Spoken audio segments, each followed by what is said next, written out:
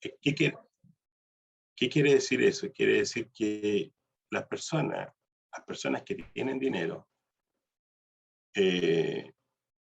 no ven un cuadro claro tributario en el país. Entonces ellos deciden llevar el dinero a otro lado.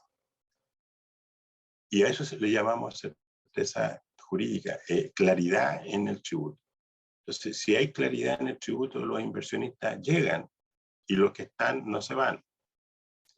Y esto sucede porque, bueno, entre todo hay un riesgo que podría perderlo o que podría... Imagínense ustedes, mire, yo les voy a dar un ejemplo clarito, el tema de los impuestos. ¿Por qué le hablo del tema de los impuestos? Porque los impuestos son parte de los ingresos que tienen las municipalidades.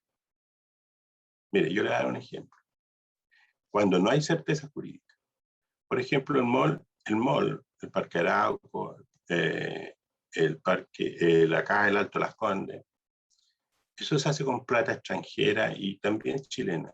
Y cuando usted hace un proyecto, usted espera recuperar su dinero en una cantidad de años.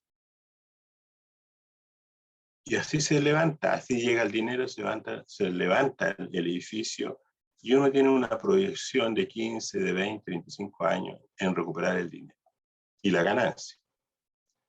Pero cuando le cambian las reglas del juego, entonces, por supuesto que esos 25 años que yo tenía pensado en recuperar mi plata, se posterga, se alarga más allá de lo que yo tenía determinado. Por ejemplo, esos dos edificios, en la última ley de la renta, sucedió que le subieron las contribuciones. Y no es menor. Entonces, al subirle las contribuciones, la ganancia es menos, por lo tanto, el dividendo es menos. Y la ganancia es menos, y la gente, entonces, como ya tiene su flujo, si esto lo voy a recuperar en 20 años, entonces voy a hacer estas otras inversiones, cuando termine de llegar este dinero, entonces es una cadena de decisiones. Si usted interrumpe esa cadena, afecta la siguiente. Eso nos pasa a todos a nivel de familia también, cuando las reglas del juego no están claras y de repente me encuentro con una deuda que no tenía considerado pagar. Entonces, bueno, y para eso existen paraísos fiscales. Panamá era uno de los grandes países donde ofrecía, ¿no es cierto?, garantías y prudencia. Suiza era otro país también que ofrecía prudencia, secreto en estas platas. Y bueno, ahora hay otros puntos en el mundo donde se generan estos bancos donde recogen estos dineros de personas que no quieren transparentar o pagar los impuestos en donde se genera la ganancia. Bueno, esa es una lucha permanente entre todos los organismos de países desarrollados. Yo me acuerdo en una oportunidad, no hace mucho, unos 4 o 5 años, en Inglaterra, donde la persona más adinerada le manda una carta al primer ministro y le dice, mire, yo le informo que en este minuto estoy sacando mi patrimonio, lo voy a instalar en un país X, y cuando usted baje los impuestos, me avisa para que yo pueda traer ese dinero a Inglaterra y entonces me avisa. Entonces, así de transparente, o sea, no hay nada. No hay nada que en el mundo no se sepa. Y, por supuesto, que es importante, entonces, el tema fiscal. El respeto a las leyes y a las normas y a los principios. Bueno, acá en contabilidad algo de eso vamos a ver, que son los estados financieros. Entonces, el tema impositivo de cada país debe ser transparente, con las reglas claras y en las modificaciones no debe pasar a llevar lo que en principio, ¿no es cierto?, se ha propuesto. esta modificación a la ley de la renta que tenemos hoy, que está en carpeta, de la ley corta, va a traer varias consecuencias, sobre todo aquellas actividades económicas que no estaban gravadas con IVA. Por ejemplo, en la propuesta inicial de la reforma tributaria que se corta, la reforma tributaria pequeña que se quiere instalar, por ejemplo, exime, ¿no es cierto? Deja de eximir a, por ejemplo, servicios del derecho, de abogacía. O sea, usted si necesita un abogado en el futuro, si es que sale la ley así como fue presentada, estaría pagando los honorarios del abogado más un 19% por concepto de IVA. Entonces los abogados se defienden hoy día diciendo que eso es un alza importantísimo que va a afectar a las personas cuando compren o necesiten este servicio. No sé si ustedes alguna vez se han enfrentado a eso, pero han tenido que pagar a un abogado para defender cierta causa. Bueno, eso dice que estaría grabado con un 19%. Entre otros servicios que no están grabados en este minuto. Por ejemplo, las asesorías profesionales. Hoy día usted emite una boleta de honorario y estamos. Pero en la propuesta de esta reforma pequeña, la propuesta dice que se debe grabar con un 19%. Entonces eso es como me cambiaron las reglas. Ya. Bueno, de eso se trata el mundo. El mundo va evolucionando en temas tanto a nivel fiscal, tanto como, por ejemplo, en la presentación de los estados financieros, que es lo que vamos a ver hoy día. Y tiene incidencia, pero es un proceso que se tiene que ajustar. Por supuesto que siempre hay ideas buenas y no tan buenas, pero así funcionan los países hasta que quede demostrado que no fue una buena idea, digamos. Empíricamente. Esto es como el de la vacuna, ¿se fija? ¿Se acuerdan cuando dijeron, ya vamos a liberar todo este asunto para el 18 de septiembre? Y después vemos qué pasa con el tema del virus. Bueno, está aumentando. ¿Estaba dentro de lo previsto? Sí, está dentro de lo previsto. Pero ¿cuánto va a subir? Entonces, hay cosas que por ensayo, ¿no es cierto? Error y certeza, uno va ajustando lo que no tienes seguridad de que pasa. Entonces, lo peor que puede ocurrir es que la pandemia se vuelva al pic como era antes. Ese es el peor de los escenarios. Como también podría ocurrir que sí, efectivamente va a aumentar, pero no de una manera significativa. Entonces, si fuera así, entonces el ensayo-error sería una buena decisión en el habernos dejado un poco más libre en la fecha de las fiestas patrias. Y bueno, y ahora el 30 de septiembre se liberó el tema del toque de queda y entonces nos empezamos a comportar con más libertad. Y eso probablemente va a generar una mayor contaminación, pero controlada, entiendo yo. Hay una estimación, no es que se haya hecho de la nada. Bueno, entonces, hoy vamos a ver el tema de la presentación y preparación y presentación de los estados financieros aquí en la unidad 3, formato de los estados financieros y relación funcional de los estados financieros y nota de los estados financieros. Y con eso concluimos. Como ven, todo lo que inicia termina, y hoy día es el segundo curso con ustedes, terminamos. Así que yo les pido que ojalá puedan hoy dedicarle atención a esto para después ustedes puedan trabajar de una manera más descomprimida. ¿Ok? Bueno, entonces tenemos estado financiero. Los elementos de los estados financieros, ¿no es cierto? Las definiciones y criterios de reconocimiento y valoración de tales elementos. Entonces aquí volvemos a encontrarnos con una frase, ¿no es cierto? Criterios de reconocimiento y valoración. Entonces, en el fondo está diciendo el reconocimiento de un activo, ¿no es cierto? ¿Cuándo es un activo? ¿Cuándo es un pasivo? Y la valoración, ¿cómo la vamos a valorizar al inicio y cómo la vamos a valorizar al término del periodo contable? Entonces, la estructura, ¿no es cierto?, de la resolución 3 del año 20 comienza con el tema del concepto.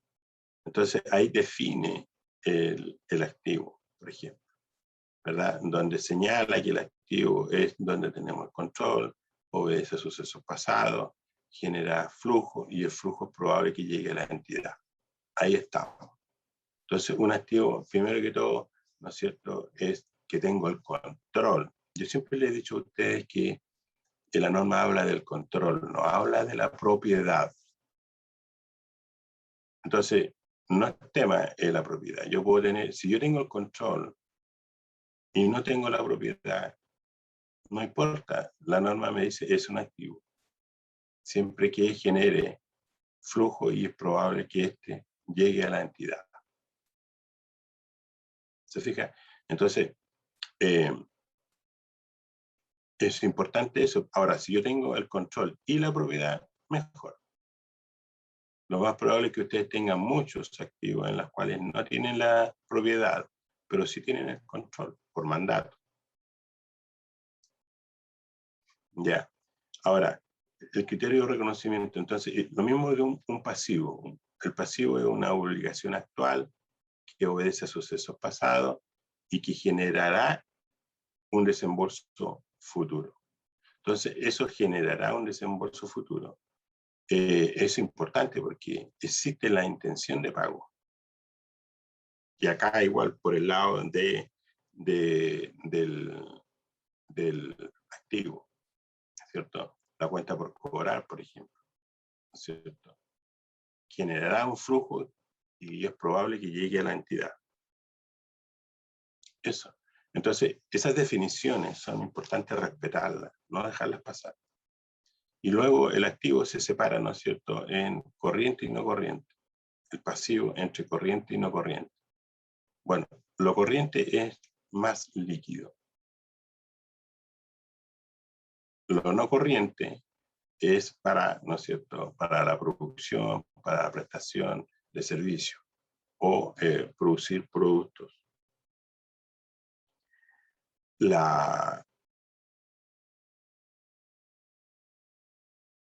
Los activos, por ejemplo, los bienes de uso, los activos intangibles, las propiedades de inversión, ¿no es cierto?, derechos en empresas relacionadas, son activos no corrientes. El pasivo, ¿no es cierto?, las cuentas por pagar, créditos bancarios, retenciones por leyes sociales, retenciones por impuestos honorarios, retenciones por laborales, ¿cierto?, que hay que pagar. Leasing en pasivo, ¿no es cierto?, leasing. Activo en leasing, pasivo en leasing.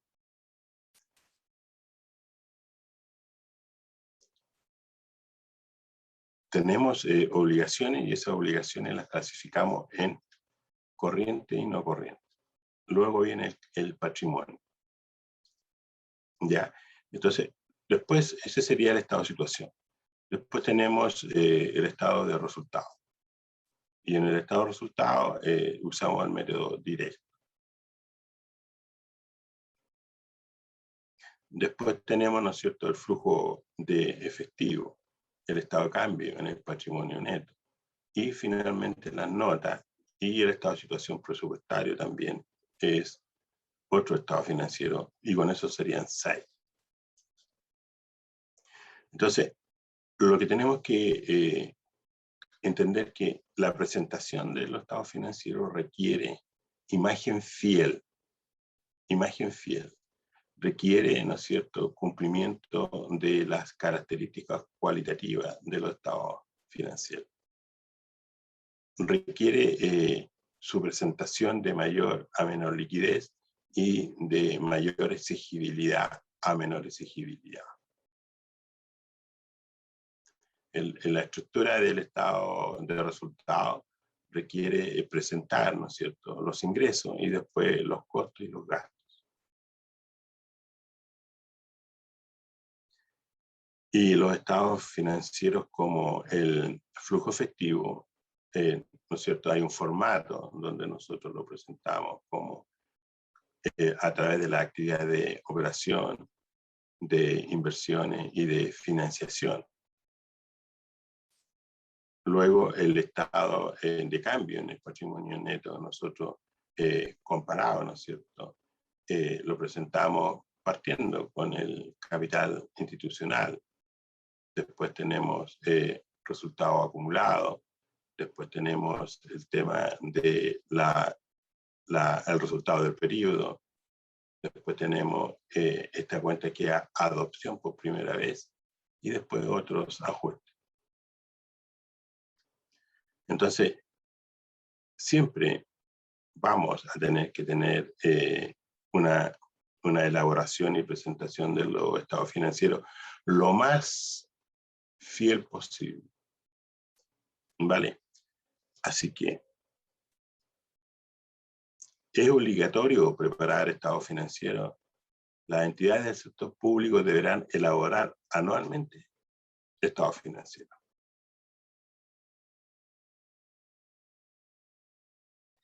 Entonces, tenemos un oficio, el 59.548 de diciembre del 2020, donde se imparten instrucciones sobre el cierre del ejercicio contable del año 20.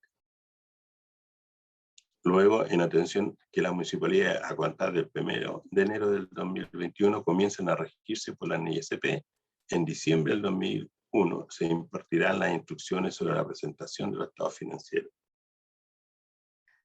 Entonces, las municipalidades son sector público. Ahí lo menciona, ¿no es cierto? ¿Quién controla esta normativa? La Contraloría General de la República a través de la resolución 3 del año 20, donde ahí presenta las políticas, ¿no es cierto?, del sector municipal. Ahora, hay un instructivo, ¿no es cierto?, un oficio, el 129.737 del año 21, con fecha 13 de agosto del 2021, donde conversa la presentación de los estados financieros para el año 2021. Bueno, aquí tenemos, ¿no es cierto?, el decreto ley 1263 del año 75 actualizado a la fecha y, bueno, dispone, ¿no es cierto?, que el sistema de administración financiera del Estado comprende el conjunto de procesos administrativos que permiten la obtención de recursos y su aplicación a la concreción de los logros de los objetivos del Estado. Entonces, la administración financiera incluye fundamentalmente los procesos presupuestarios de contabilidad y de administración de fondos. Entonces, nosotros tenemos en este legajo, ¿no es cierto?, a las municipalidades. Ahí estamos. ¿Cuáles son los principales estados financieros bajo NISP? Bueno, habíamos dicho el estado de situación patrimonial o el balance general, si usted quiere, el estado de resultados, el estado de situación presupuestaria, el estado de flujo efectivo, el estado de cambio en el patrimonio neto y nota a los estados financieros. Las notas es un estado financiero que requiere detallar, ¿no es cierto?, narrar y describir la partida, el elemento del estado financiero. Entonces, ahí es importante la presentación. Y bueno, en este oficio, el 129.737 de agosto del 2021 muestra los modelos de presentación de los estados financieros, que los vamos a ver también. Los vamos a ver, están en Excel, así que es cuestión de disponer de este material para poder trabajar posteriormente. En cuanto al balance general, es importante señalar los contenidos que aquí dicen y lograr un alcance mayor. Por ejemplo, el balance general. La información sobre la situación financiera de una municipalidad permitirá a los usuarios identificar los recursos económicos que controla la estructura de su fuente de financiamiento en la fecha de presentación. Entonces, la información sobre la situación financiera, estamos hablando del balance, ¿no es cierto?, permitirá a los usuarios identificar los recursos económicos que controlan la estructura de su fuente de financiamiento en la fecha de presentación. Entonces, esto está orientado, los estados financieros, la elaboración y presentación, está orientado a los usuarios. Y yo insisto de que los usuarios son el Banco Central, la Contraloría General de la República, las personas, el ciudadano, el votante, pero también el inversionista, el prestatario, los funcionarios de la propia municipalidad, también es de interés, también son usuarios. El propio Servicio de Impuesto Interno, cuando usted a veces tiene problemas con impuesto interno, porque hay un problema de IVA, un problema de impuestos de primera categoría, ¿no es cierto? Bueno, como cualquier contribuyente va a tener que ir a impuesto interno y explicar, ¿no es cierto?, las observaciones que hay. El estado de resultado, la información sobre el rendimiento financiero del municipio, documentará las evaluaciones de temas tales como si se han adquirido recursos de forma económica y lo ha utilizado de forma eficiente y efectiva para lograr su objetivo de prestación de servicio.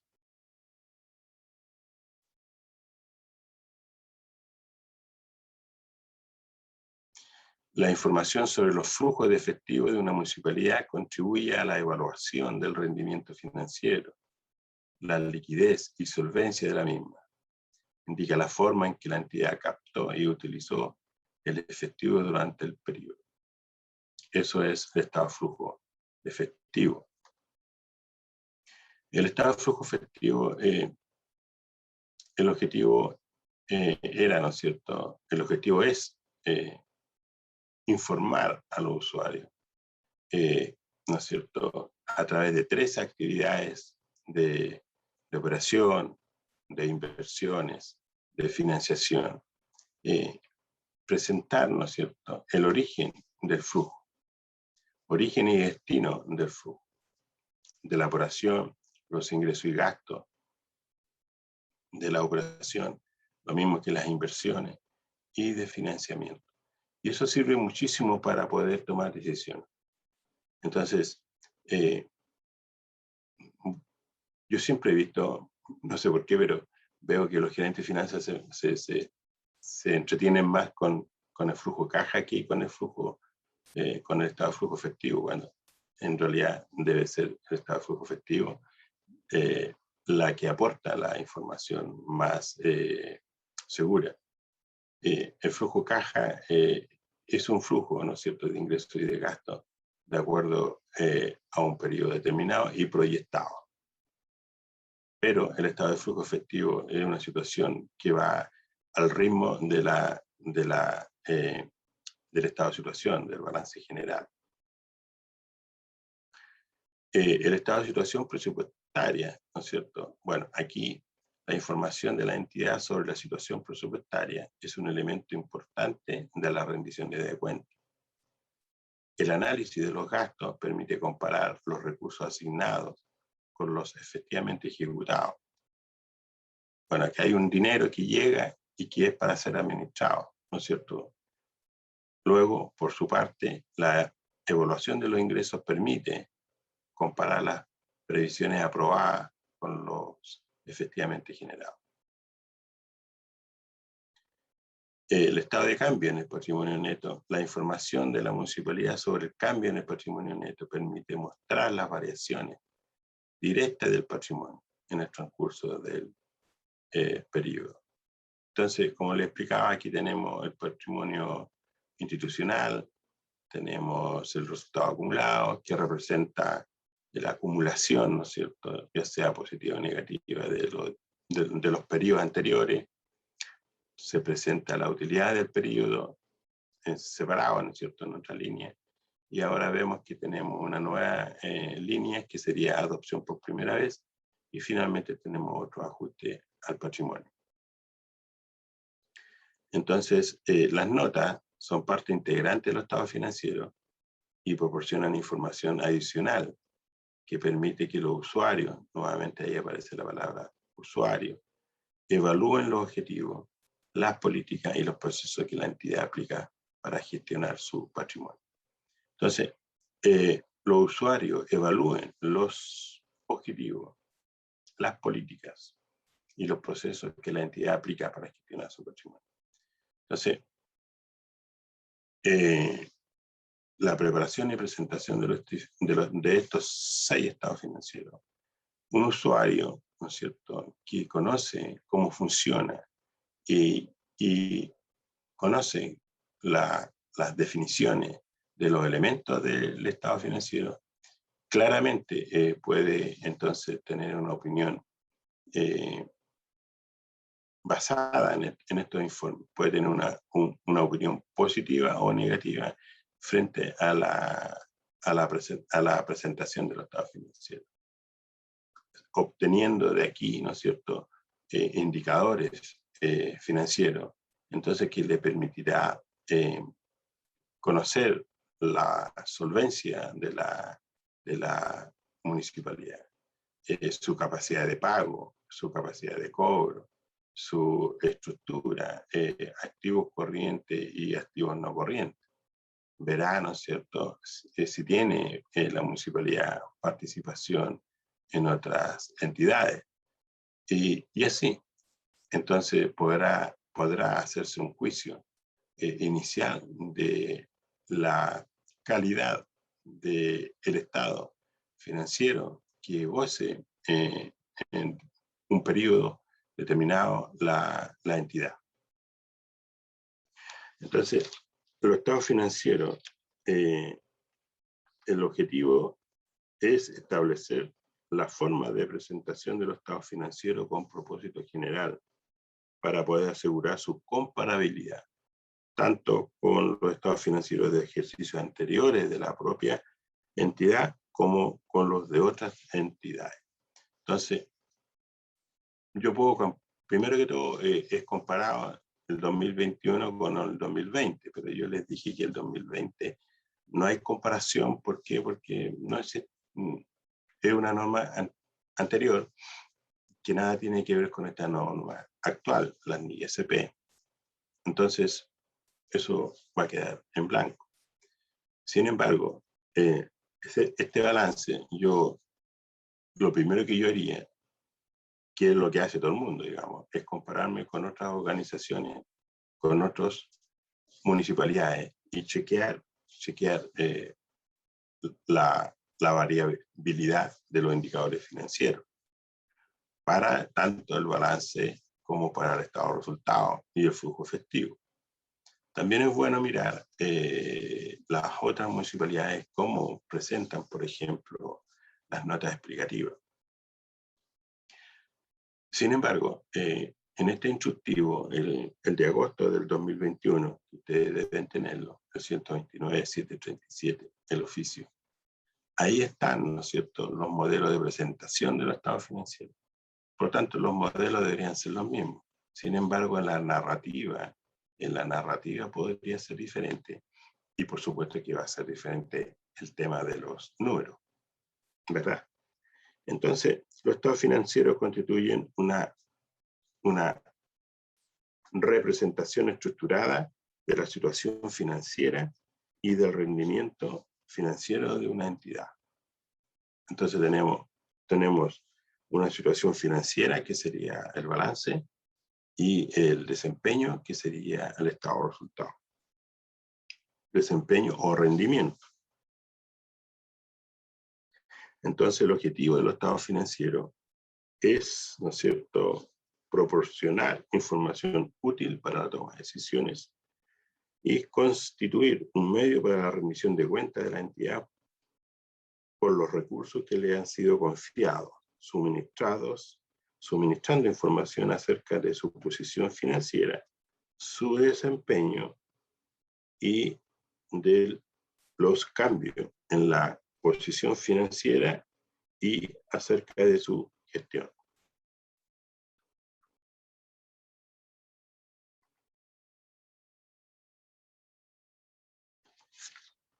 ¿Cuáles son los elementos de los estados financieros? Bueno, tenemos activos, pasivos, patrimonio, ingresos patrimoniales, gastos patrimoniales, ingresos presupuestarios y gastos presupuestarios. Entonces, para lograr los objetivos de la información contable, en los estados financieros se suministra información acerca de los siguientes elementos. Activos, y dentro de los activos tenemos, ¿no es cierto?, caja, banco, cuentas por cobrar, obras en construcción. También tenemos activos financieros como acciones, podemos tener instrumentos financieros. Y, por supuesto, todos los activos no corrientes, que serían los bienes de uso, depreciables, no depreciables, edificios, terrenos. Podemos tener ahí propiedades de inversión, y dijimos que las propiedades de inversión es un activo en el cual tengo el control, pero que disponemos para que otro lo use. Entonces lo tenemos para que genere plusvalía o para la generación de ingresos. Y en los pasivos, ¿no es cierto?, también ahí tenemos elementos de corto y largo plazo, proveedores, acreedores, leyes sociales por pagar, otras cuentas por pagar. Y entonces tenemos leasing también, ¿no es cierto?, por pagar, de corto y largo plazo, ahí se separan. Y así vamos llegando al patrimonio, donde ahí tenemos el capital institucional, el resultado acumulado, que representa movimientos de periodos anteriores, positivo o negativo. Tenemos el resultado del periodo. También tenemos adopción por primera vez y otros ajustes. Y los ingresos y gastos patrimoniales, bueno, de acuerdo a la estructura, ¿no es cierto?, del plan de cuenta, ahí están los ingresos y gastos patrimoniales y ingresos y gastos presupuestarios. ¿Cómo definimos los activos? ¿Cómo se definen los elementos del estado financiero? Bueno, el activo, ¿no es cierto?, constituyen los recursos en bienes y derechos controlados por la entidad.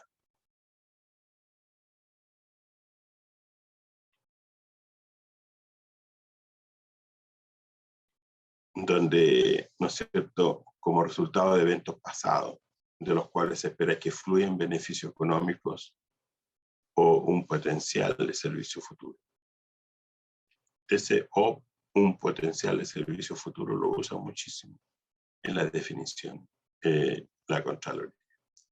Entonces tenemos los pasivos, también constituyen las obligaciones actuales de la entidad que surgen de eventos pasados, cuyo pago se espera que represente un flujo de salida de recursos que incorporen beneficios económicos o un potencial de servicios.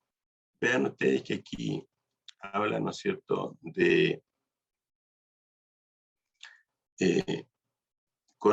recursos en bienes y derechos controlados por la entidad como resultado de eventos pasados. Acá constituyen las obligaciones actuales. Obligaciones actuales. Por ejemplo, veamos un ejemplo. Obligaciones actuales. por ejemplo, yo tengo proveedores y tengo proveedores que me generan una obligación por comprar, ¿no es cierto?, insumos. Entonces, claramente, ¿no es cierto?, voy a buscar al mejor proveedor que me dé un buen precio, calidad y plazo de pago. Entonces, ese plazo, cuando pasa de 90 días.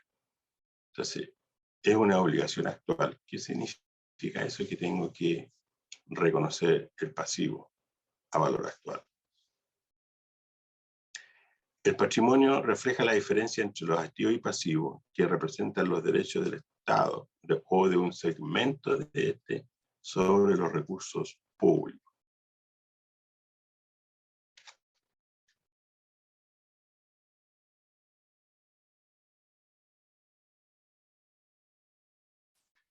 Bueno, veamos la estructura. Esto está como, ¿no es cierto?, de acuerdo al catálogo del plan de cuenta.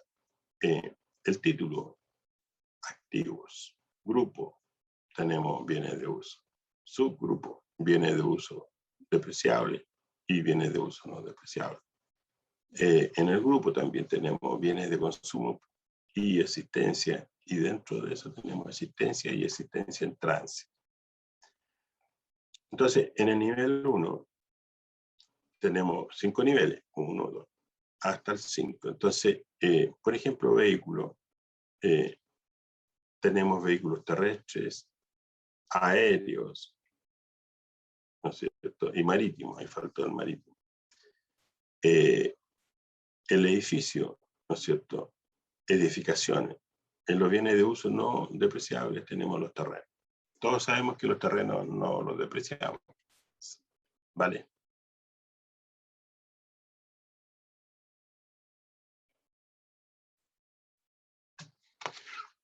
Ya, aquí tenemos, ¿no es cierto?, los bienes de uso, tenemos no depreciables, tenemos los arriendos, tenemos los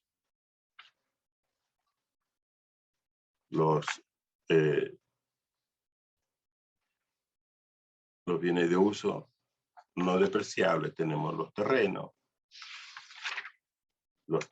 no se deprecian en este sector de la municipalidad. Pero ustedes saben que hay situaciones especiales, por ejemplo, la minería. Ahí se agotan de acuerdo a la extracción de minerales. ¿Vale? Entonces,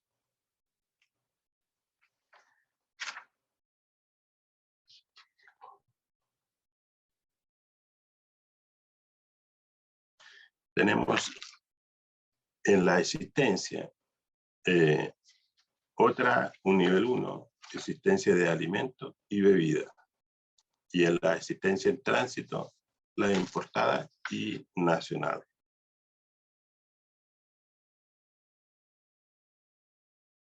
En cuanto a los pasivos tenemos otras deudas y deuda pública. Y dentro del subgrupo de otras deudas tenemos las cuentas por pagar. Acreedores, en el nivel 1, acreedores por transferencia reintegrables, y también tenemos convenios por aporte no enterado al Fondo Común Municipal. Y así vamos entonces teniendo niveles 2, acreedores por transferencias, corrientes de otras entidades públicas. Y la deuda pública también tiene su nivel, donde empréstito, ¿no es cierto?, interno a corto plazo y empréstito de la Secretaría de Desarrollo Regional y Administrativo.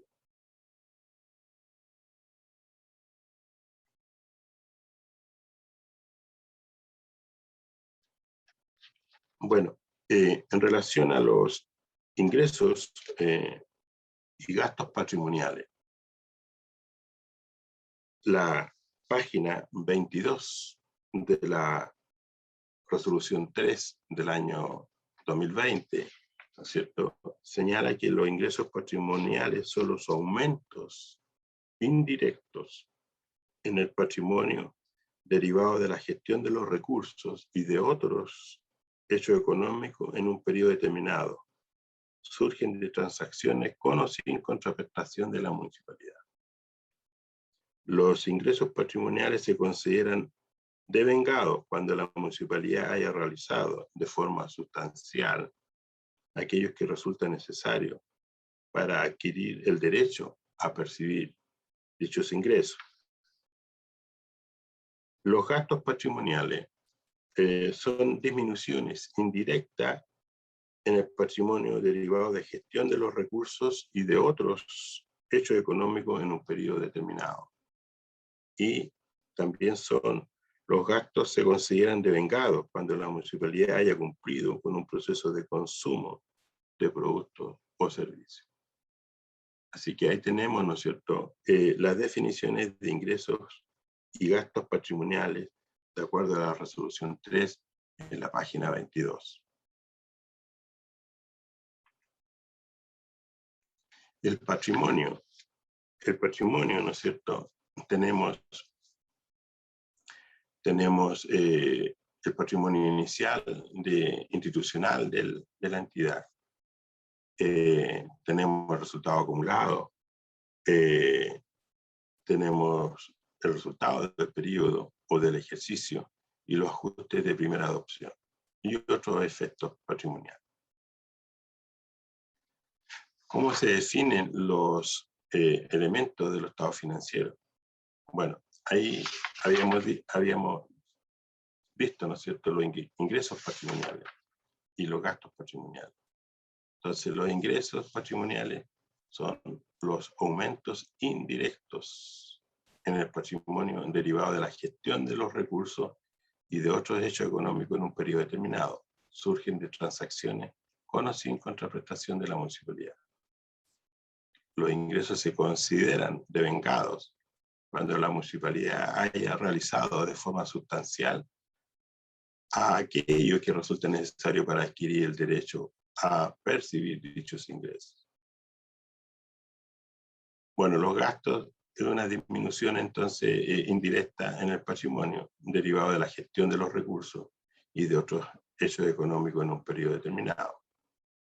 También se consideran devengados los gastos. Los ingresos presupuestarios y los gastos presupuestarios corresponden a los flujos de recursos financieros destinados a financiar los gastos presupuestarios del ejercicio.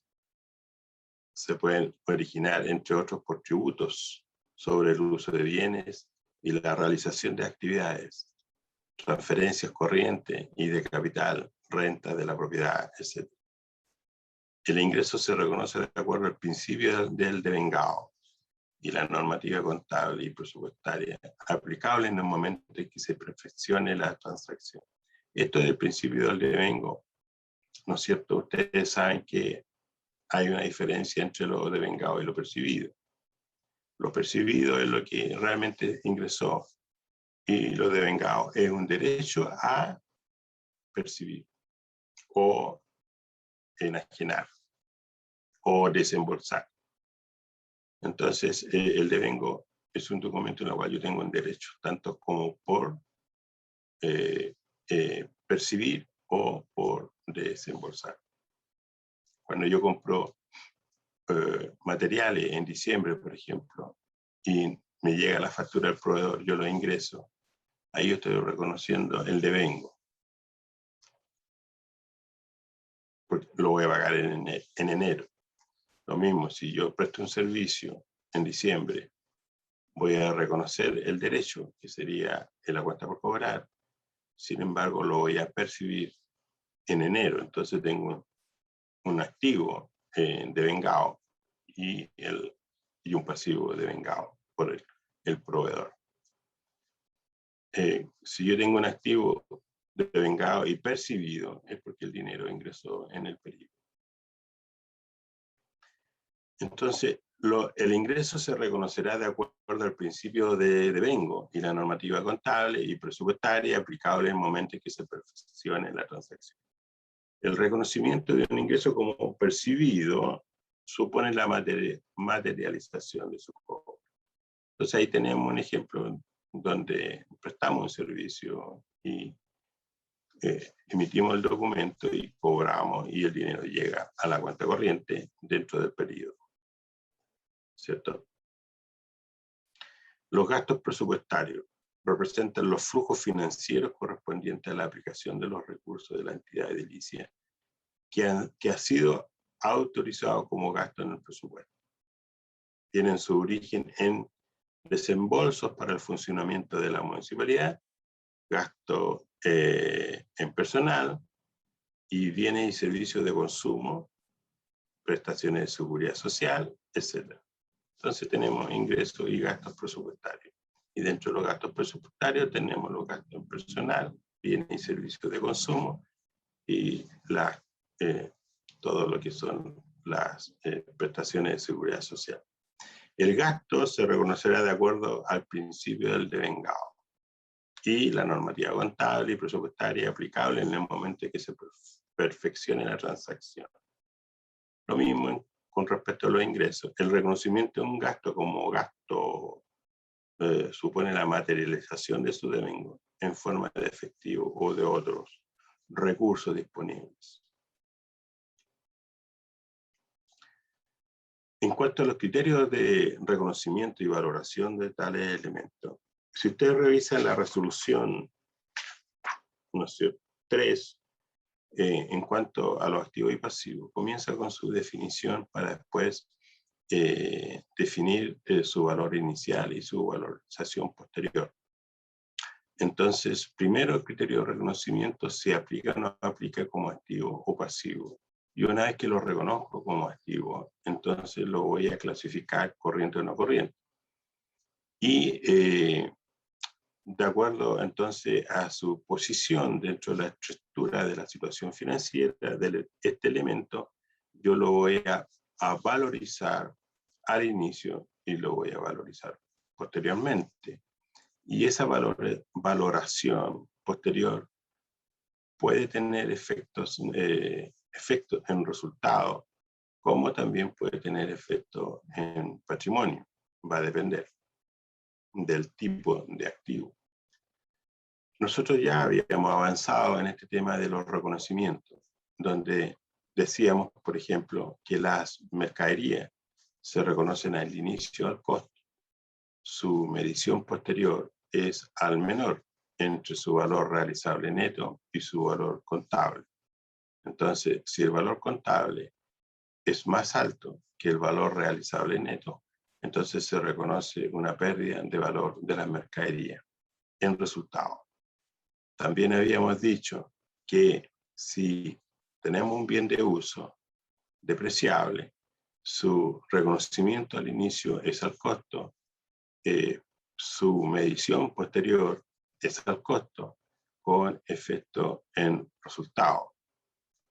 Los activos intangibles, de la misma manera, se reconoce al inicio el costo, posteriormente se reconoce el costo con efecto en resultado. Cuando yo digo que se reconoce al inicio el costo y posteriormente el costo, todos los bienes no corrientes, eso significa que busca deterioro. Y si tiene deterioro, tiene efecto en resultado. Para que haya deterioro, se debe determinar la medición del activo al término del periodo. Y entonces, si es así, ¿qué hacemos? Hacemos que, ¿no es cierto?, el activo, el bien de uso depreciable, se deprecie. Ahí tenemos un valor libre.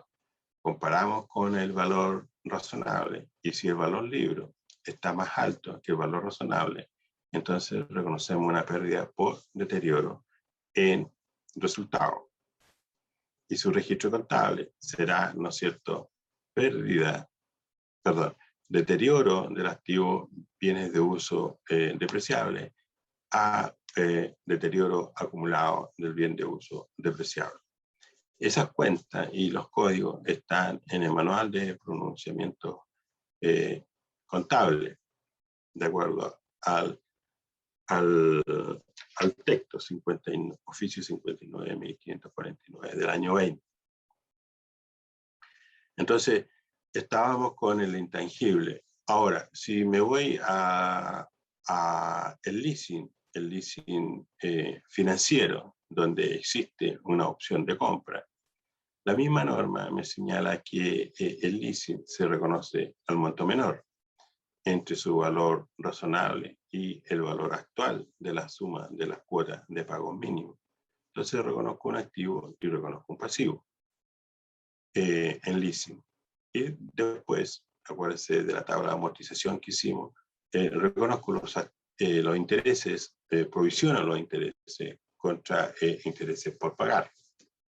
También hicimos un ajuste, un registro contable del pago de la primera cuota, donde se rebaja, ¿no es cierto?, pasivo en leasing e intereses por pagar.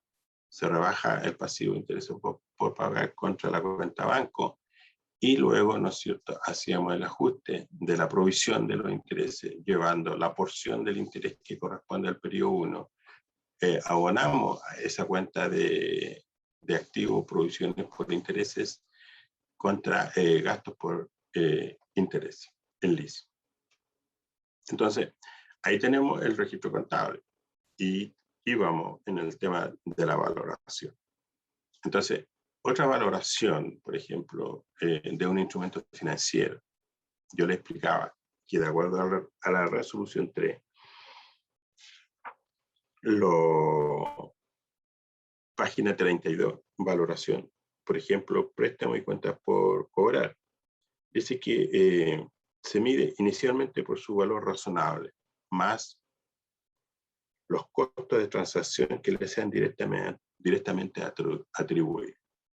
Entonces, siempre que esto, ¿no es cierto?, si un préstamo o cuenta por cobrar se origina a raíz de una transacción o condiciones de mercado, el valor razonable del instrumento financiero será el monto del otorgamiento o de la contraprestación.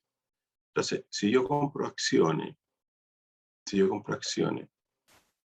y el banco o la entidad en la cual yo estoy haciendo la transacción me cobra una comisión, ¿no es cierto?, el valor de la transacción, el valor razonable, tal como dice aquí la normativa, será el precio de adquisición más los costos. Los costos de transacción se deberán registrar en el resultado del ejercicio en que se reconoce el activo siempre que no sean significativos. Entonces, si yo compro acciones, ¿no es cierto?, la comisión por la compra de acciones es muy pequeña, no es material. Entonces, ahí ustedes tienen que tomar la decisión si lo llevan a gasto o a costo del activo. En mi opinión, es gasto.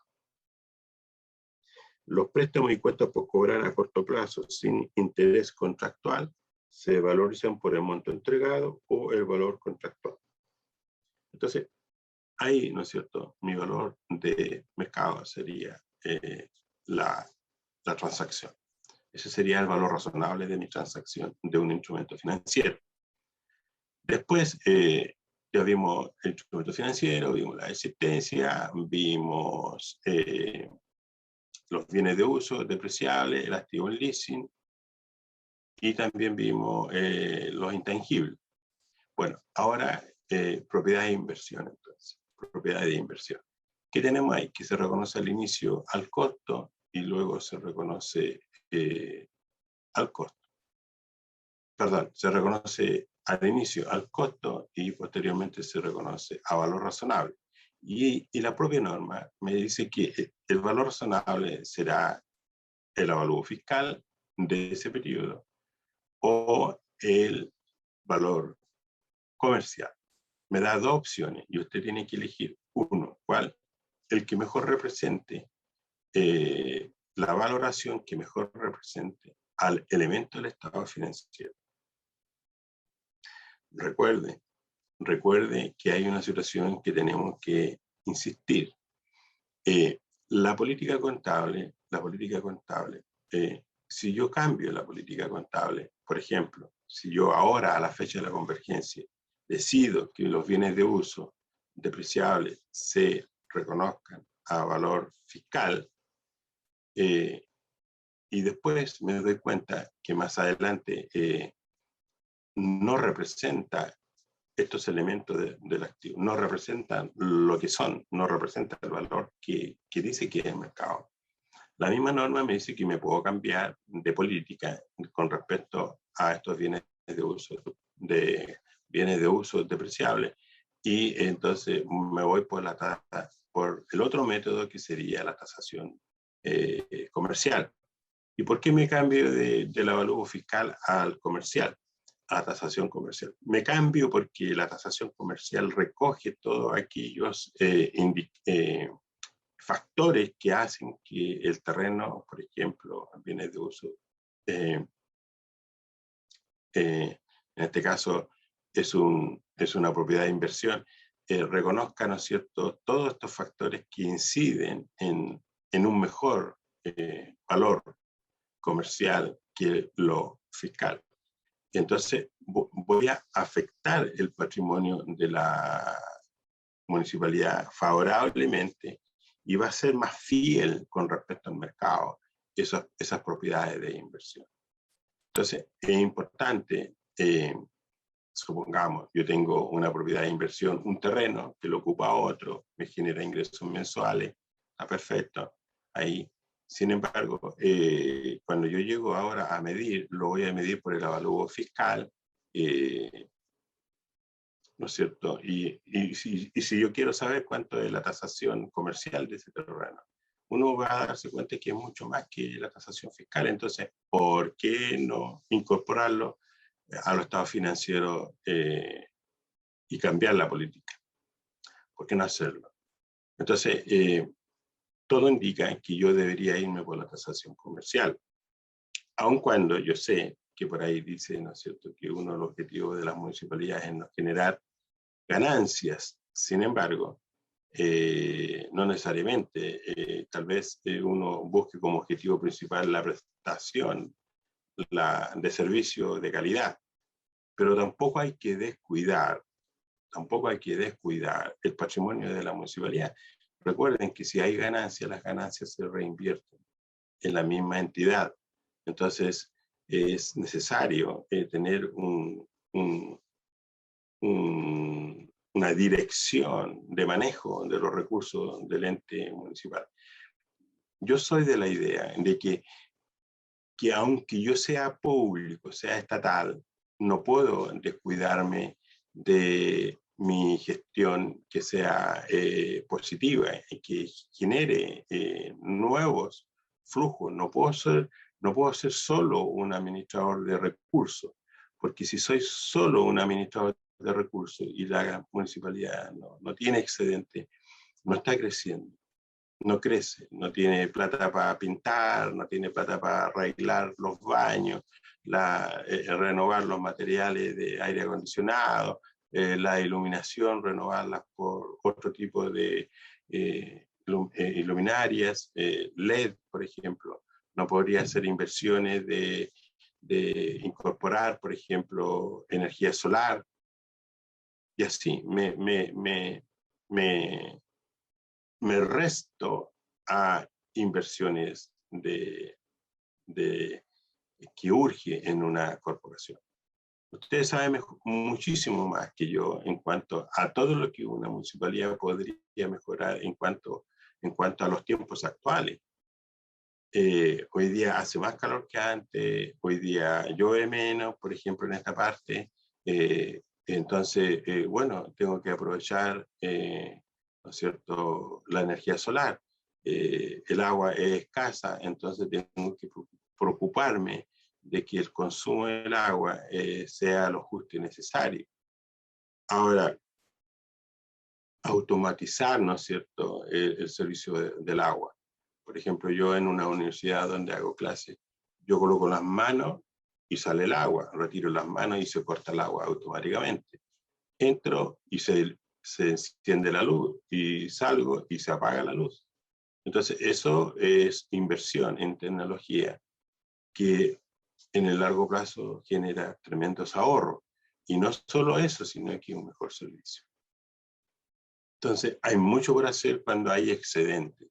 Pero si yo soy solo un administrador de recursos y no está el concepto del ahorro, obviamente que voy a tener siempre un resultado muy de poco monto, y eso no me permite renovarme ni hacer inversiones en infraestructura, etc. Entonces, se genera un problema. Yo estuve leyendo los medios el fin de semana y sale mucho material con respecto a las municipalidades. Mucho. Entonces uno, ¿no es cierto?, ve que sí, ¿no es cierto?, es posible tener una actitud más proactiva frente en convenio con el privado y generar nuevos ingresos. Entonces hay que ir buscando alianzas con el mundo privado y generar ingresos, ¿no es cierto?, con esta mirada de obtener ganancias para hacer las propias mejoras en la corporación. Bueno, entonces los criterios de reconocimiento y valoración, estamos con el tema de las propiedades de inversión, ¿no es cierto?, donde las propiedades de inversión son activos no corrientes, donde se lo ocupa un tercero y se tiene para generar plusvalía o ingresos, ¿no es cierto?, por ejemplo, de arrendamiento. Y bueno, y la valoración posterior también dice la norma que es a valor razonable y tendrá efectos, ¿no es cierto?, en resultado del periodo. Es importante eso, el efecto en, ¿no es cierto? Bueno, entonces tiene efecto en resultado del periodo. Ahora bien, el reconocimiento es el proceso de incorporar los montos apropiados en los rubros de los estados financieros. Entonces dice, es el reconocimiento, es el proceso de incorporar los montos apropiados. Incorporar los montos apropiados. ¿Cuáles son los montos apropiados? Bueno, en este caso, de las propiedades de inversión son el valor de mercado. Ahora, por supuesto que hay elementos que lo que busca es determinar el deterioro, como por ejemplo los bienes de uso depreciable, los activos intangibles, el tema del leasing también, porque dice que una vez que yo lo reconozco al inicio, la medición posterior será al costo, es decir, sigue la suerte de los bienes de uso depreciable. Sirve, o sea, aplica de la misma manera que si fuera un bien de uso depreciable. Entonces, el activo en leasing sigue la suerte de un bien de uso, ¿no es cierto?, depreciable, y el pasivo sigue la suerte del pago periódico, ¿no es cierto?, de las cuotas. Entonces, es importante comprender esa mecánica porque eso es NIC SP. Entonces, yo como municipalidad lo que tengo que hacer es, para la toma de decisiones, ¿no es cierto?, con respecto a las políticas contables de los elementos de los estados de situación, tengo que hacerme la idea de que debo estudiarlo y, por supuesto, apoyarse en un equipo altamente competitivo, comprometido con la corporación y con el sistema, para iniciar la convergencia. Eso. Entonces, sí.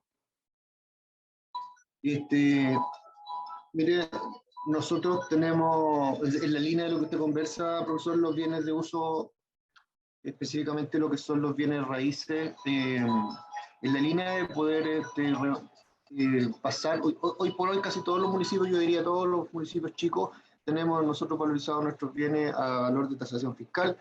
Entonces, en esta reforma, en esta incorporación de las normas internacionales, Si el desafío es revalorizar, ¿cierto? O sea, poner a valor comercial, contabilizar los bienes que son de alto monto en nuestro balance, en nuestro activo.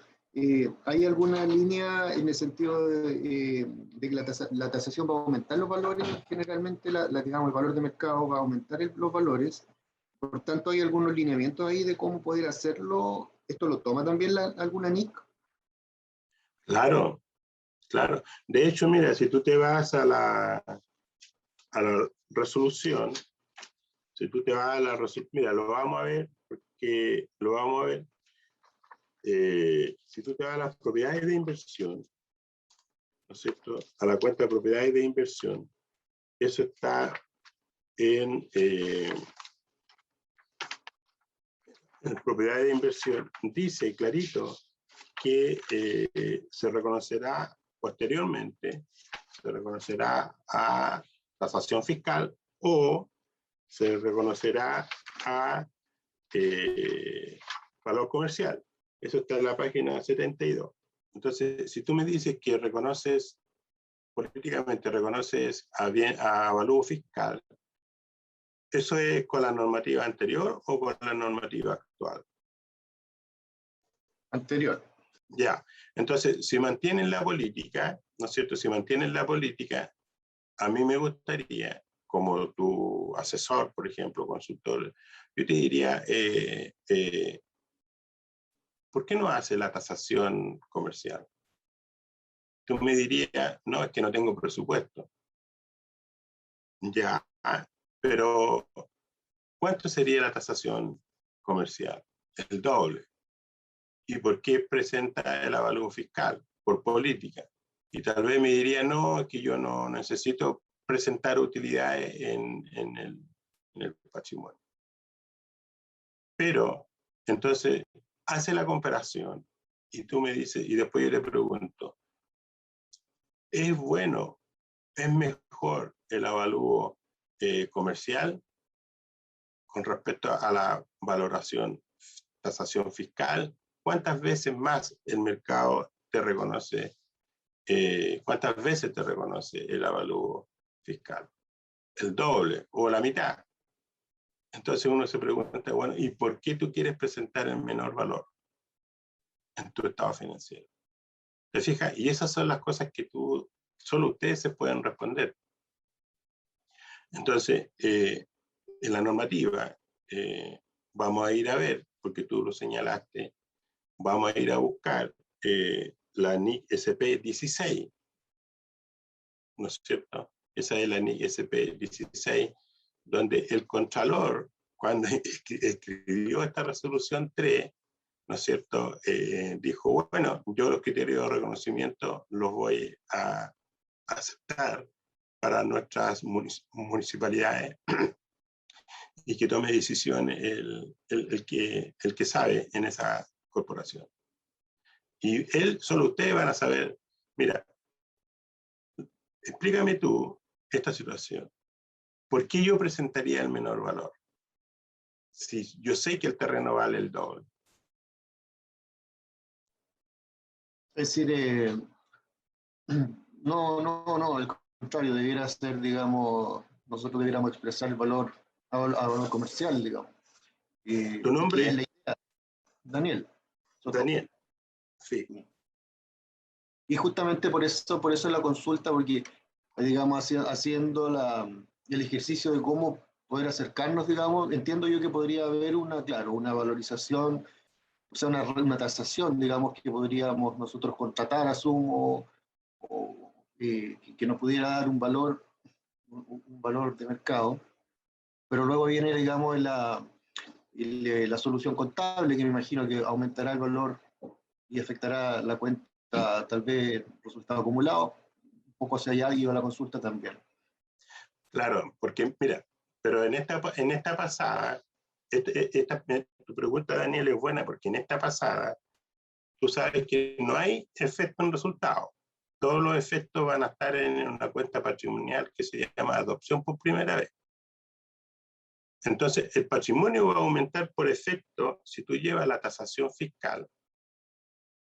Probablemente también, bueno, si tú llevas la tasación fiscal, la diferencia va a ser muy pequeña porque ya lo trae a valor fiscal. Sería más o menos, pero siempre con efectos en adopción por primera vez, que sería una cuenta patrimonial. Si tú ahora cambias la política y les dices, no, yo me voy a ir por la tasación comercial, va a tener un impacto grande en el patrimonio, porque la diferencia entre lo contable que traes tú bajo la normativa 6820, ese valor de este terreno, si haces la tasación comercial, tú vas a ver que hay una tremenda diferencia. Y va a tener un impacto en el patrimonio, en este periodo, en el 2021. Pero al año siguiente, en el 2022, como va a mantener la política, siempre a tasación comercial, esa diferencia se va a generar en resultados. Y de ahí en adelante siempre en resultados. Entonces, eso es lo importante, porque si tú ahora haces la política en el 2021 con avalúo fiscal, la norma 3 te dice que puedes cambiarla en el 2022, puedes cambiarlo, pero una vez que tú lo cambies a valor comercial ya no puedes volver a valor fiscal. ¿Te das cuenta? Entonces, mi opinión es que ustedes deberían reconocer los terrenos en esta fecha, 2021, a la fecha de la convergencia, a valor comercial. ¿Por qué? Porque le va a generar un mejoramiento patrimonial, pero no solo por irme por un mejoramiento patrimonial.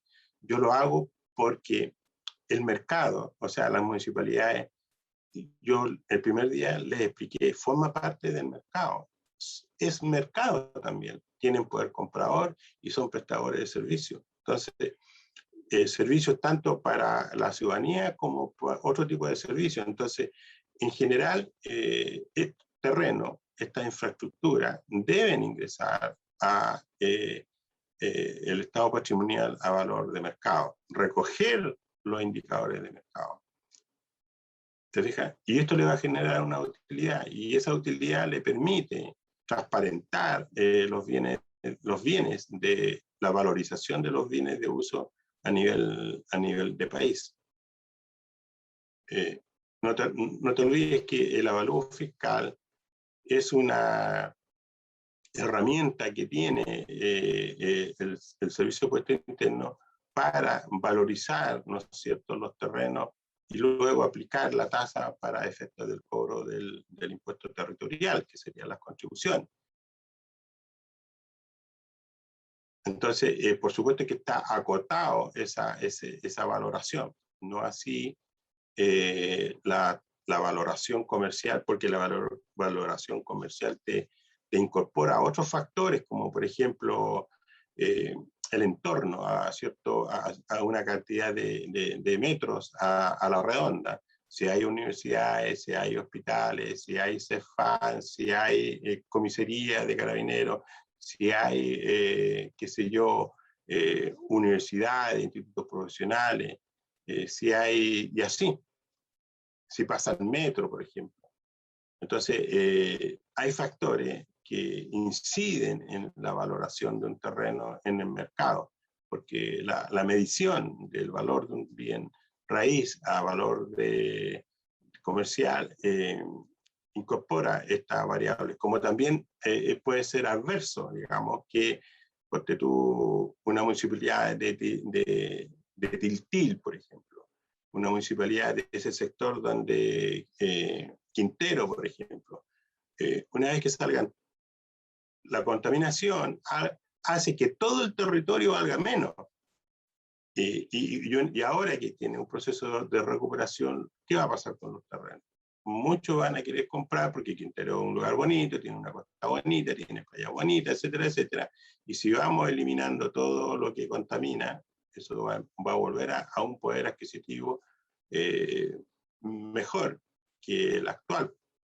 ¿Te das cuenta? Entonces yo les diría a ustedes que deberían aplicar el uso, ¿no es cierto?, del valor comercial. Ahora, eso tiene un costo, pero bueno, el mercado, cuando las cosas tienen un costo, yo licito, ¿no es cierto? Necesito empresas que me tasen, y 2, 3 o 4, y elegirás al que te convenga. Tiene un costo, pero tampoco es como no para asumirlo. Así que eso. No sé si me explico, Daniel. Sí, profesor, está bien. Muy bien. Ok, bien. Entonces, claro, fíjate que ahí, en cuanto a la página 73, 72 de propiedades de inversión, las propiedades de inversión que cumplan con las condiciones para ser reconocidas como activos se valorizarán inicialmente al costo, en los mismos términos mencionados en la norma de bienes de uso, en los mismos términos. Entonces, si tú te vas a los bienes de uso, que está en la página 51, dice ahí que el precio de adquisición será, perdón, la valoración inicial será al costo, siendo el costo el precio de adquisición, derechos de importación, más impuestos no recuperables, más, ¿te fijas? Y menos descuentos comerciales. Por tanto, para una propiedad de inversión, el costo al inicio es lo mismo que si fuera un bien de uso. Perfecto. Defino, entonces tengo el valor inicial de una propiedad de inversión. Sin embargo, la medición posterior, dice ahí, pues, ¿no es cierto? La medición posterior será valor razonable. Y en el párrafo 11 al 13 señala que el valor razonable será el avalúo fiscal o la tasación comercial. Entonces te da esas dos opciones. Yo les recomiendo valoración comercial. Eso significa un desembolso para pagar a una empresa que te tase cuánto valen los terrenos. Pero eso es más fiel, insisto, es más fiel que el avalúo fiscal. ¿Por qué? Porque el avalúo fiscal es un criterio muy prudencial, muy prudente para una municipalidad. Y esto no significa que te van a cobrar más las contribuciones, simplemente es una medición que no tiene ningún efecto tributario en ninguna de las áreas, tanto por concepto de impuesto a la renta como el impuesto territorial. El impuesto territorial está basado en una ecuación para fines de cálculo de las contribuciones. Por lo tanto, esa sería mi recomendación a valor comercial. Y licitar, como siempre ustedes licitan 2 o 3 organizaciones y bueno, ahí se van por el que el más le dé, ¿no es cierto?, un mejor precio. Porque la calidad está estandarizada, la medición de los terrenos bajo IFRS. Bueno, entonces, para que un elemento se reconozca en el estado financiero correspondiente, debe cumplir con la definición de un elemento. Y nuevamente ahí, debe cumplir con la definición de un elemento. Entonces, debe cumplir con la definición. En el fondo, está diciendo que debe cumplir con el concepto que en la resolución 3 tenemos con respecto a un elemento del estado financiero. Poder medirse de forma que satisfaga las características cualitativas de, ¿no es cierto?, del estado financiero y tenga en cuenta las consideraciones de la información de los estados financieros. Entonces, por ejemplo, las características cualitativas. ¿Cuáles son? La relevancia, ¿cierto? Representación fiel, comprensibilidad, oportunidad, comparabilidad, verificabilidad. Esas son las características cualitativas de los estados financieros. Y después dice, y que tenga en cuenta las consideraciones de la información de los estados financieros. Y de acuerdo al marco conceptual, tú vas a la página 19 y habla, ¿no es cierto?, de las consideraciones a la información financiera. Entonces, sería la materialidad o importancia relativa, el costo-beneficio. ¿Te fijas? Costo-beneficio y la materialidad o importancia relativa son lo que debemos tener presente para medir, ¿no es cierto?, correctamente un elemento del estado financiero. Todos los hechos económicos deben ser registrados en orden cronológica y de manera oportuna. Bueno, ese también es un principio muy al inicio de las contabilidades.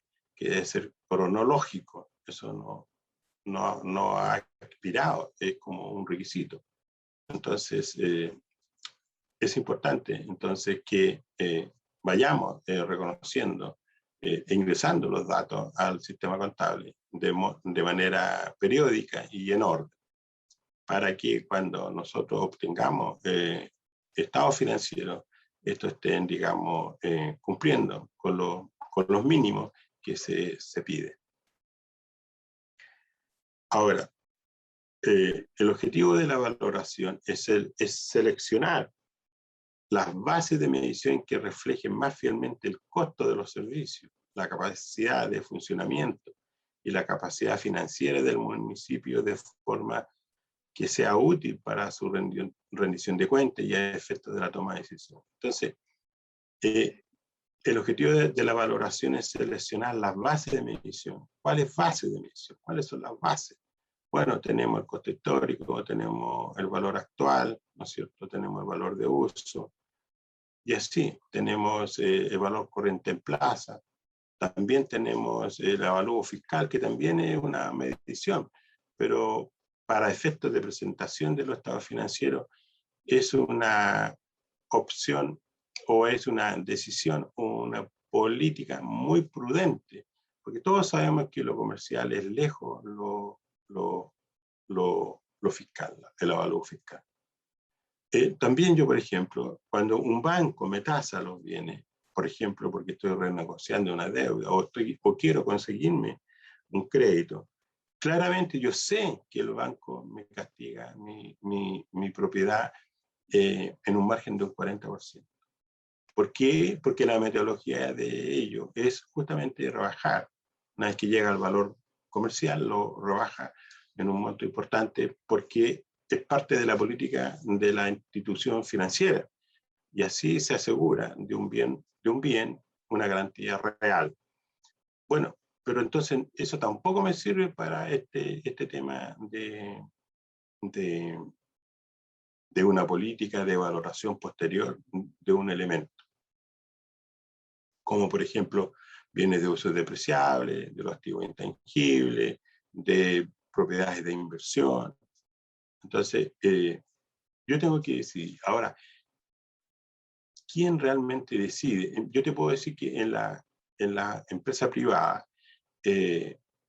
a mí me tocaba hacer varias convergencias, y uno finalmente se encuentra con el directorio, ¿no es cierto?, donde uno tiene que presentar la propuesta y explicar por qué. Entonces, ¿cuáles son los efectos de llevar precios de mercado al estado financiero, al estado de situación? ¿Cuál es la ventaja? Bueno, es que los valores están a tono, están en sintonía con el mercado. Nadie me podría objetar una valoración de un elemento del estado financiero, dado que recoge valores del mercado. Entonces, cuando yo aplico el valor razonable es un valor de mercado, que vale lo que vale. Ahora, también hay que hacerle ajuste últimamente, porque fíjate que, por ejemplo, la IASB ha hecho recomendaciones con respecto al COVID-19. Todos sabemos que las empresas hoy valen menos, o no todas, porque hay excepciones, algunas han ganado mucho, sobre todo las que son tecnológicas, como por ejemplo los dueños de Zoom y así. ¿Por qué? Porque hoy día todo el mundo está usando estas herramientas tecnológicas que antes de la pandemia se usaba, pero muy poco. En cambio, hoy todo el mundo compró la licencia, las universidades se gastaron millones en licencias para poder impartir las clases. También el tema, por ejemplo, Carabineros de Chile, que desarrolla un software y que, bueno, por vía internet hoy día lo usamos, y así. Las universidades, etcétera, los hospitales, todo Zoom, y otras tecnologías que cumplen las mismas. Bueno, todo es plata que estas compañías ganaron, pero hay otras que perdieron y mucho, ¿no es cierto? Otras quebraron, y otras están ahí entre que me voy o continúo, ¿no es cierto? por ejemplo, la TAM, ¿no es cierto?, las empresas aéreas, también sufrieron grandes daños. Entonces, no todo el mundo se ha beneficiado a la pandemia, ni hablar los seres humanos, porque los seres humanos se exponen a estas cosas y van a tener que gastar más en cuidado y autocontrol. Buenos días, Entonces, profesor. Disculpe ¿sí? que lo interrumpa. Es que hace rato lo quería interrumpir, pero estaba bueno lo que lo estaba comentando. Ya. Estamos en el primer break y como nos pasamos bastante, volvemos a las 52 minutos, 10:52, para respetar los 15 minutos. Ok, ¿Ya? gracias. Hasta luego.